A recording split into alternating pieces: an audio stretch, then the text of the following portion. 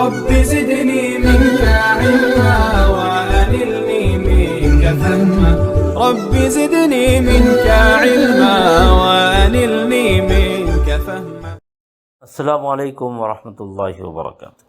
سلسلہ نمبر 55، پڑوسی کے آداب۔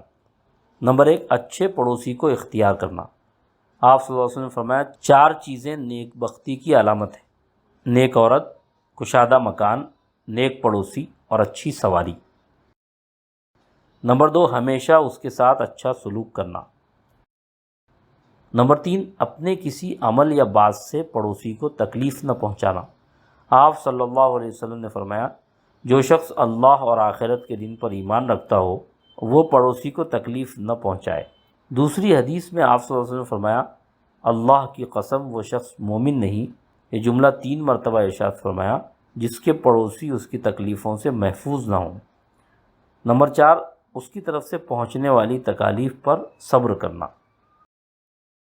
نمبر 5، اپنی دیوار میں پڑوسی کو لکڑی گاڑنے اور دیگر کاموں میں استعمال میں لانے سے انکار نہ کرنا، بشرطے یہ کہ مکان و دیوار کو خطرہ و ضرر نہ ہو۔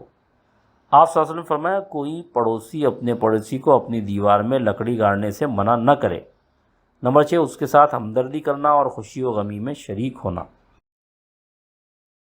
نمبر 7، جو چیز اپنے لیے پسند کرے وہی چیز اپنے پڑوسی کے لیے بھی پسند کرنا۔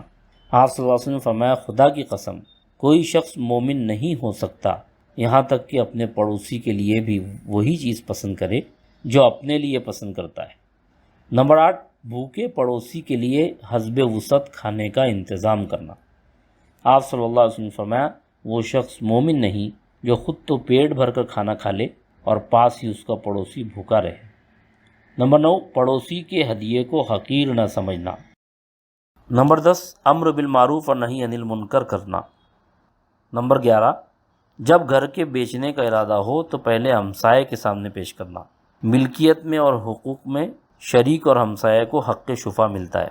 اس سلسلے کے تفصیلی مسائل علماء سے معلوم کر لیے جائیں۔ نمبر 12، مسلمان پر بحیثیت مسلمان کے عائد ہونے والے تمام حقوق کی پڑوسی کے ساتھ بھی رعایت کرنا۔ اللہ تعالی ہم سب کو عمل کی توفیق عطا فرمائے، آمین۔ جزاک اللہ خیر۔